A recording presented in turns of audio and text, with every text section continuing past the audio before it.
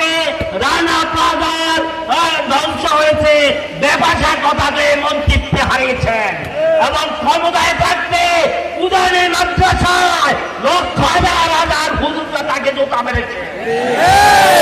আল্লাহর বিচার, আল্লাহর বিচার, আল্লাহর বাটিকে তার সরকার থাকা অবস্থায় আসছে।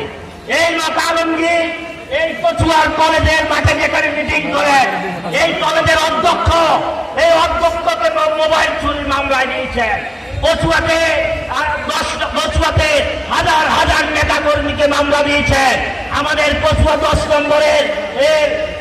নম্বরের কুদ্দুসকে মারা হয়েছে, 9 নম্বরের দুলালকে জেল করে হত্যা করা হয়েছে, 8 নম্বরের মিজানকে হত্যা করে করা হয়েছে, 7 নম্বরের মুক্তারকে হত্যা করা হয়েছে এবং 6 নম্বরের ন্যায়বলকে হত্যা করা হয়েছে।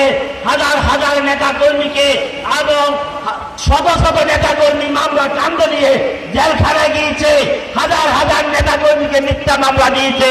আমাদের এলসালক মিলনকে 38টি মামলা দিয়ে 2.5 বছর জেলে রেখেছে। হাজার হাজার হাজার হাজার নেতা, এমন কোন নেতা কর্মী নাই কচুয়া বিএনপি জামাত অঙ্গ সংগঠনের হাজার হাজার নেতা কর্মীকে জেলখানা দিয়েছে মাতা আলমগীর। আজকে আমাদের নেত্রী, দেশনেত্রী বেগম খালেদা জিয়া বাজার থেকে বাইর করে দিয়েছেন।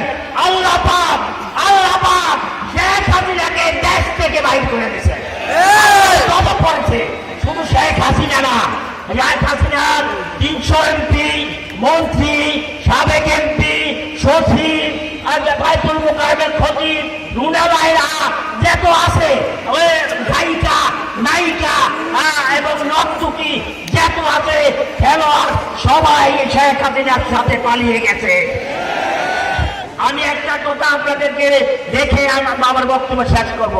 আপনারা আমার সাথে একটা ওয়াদা করে হাত উড়াইতে হবে, আমরা কারো প্রতি জুলুম করবো না। হাত উড়ান, আমরা কারো প্রতি অন্যায় করবো না, আমরা কারো জায়গা দখল করবো না, আমরা মদ খাবো না, আমরা চাঁদাবাজি করবো না, আমরা সৎভাবে জীবনযাপন করবো এবং মানুষের উপর করবো। যতদিন জীবন আছে ইসলামের জন্য দরকার হয় শেষ নিঃশ্বাস ত্যাগ করবো, তবে ইসলামের বিরুদ্ধে করবো না ইনশাআল্লাহ।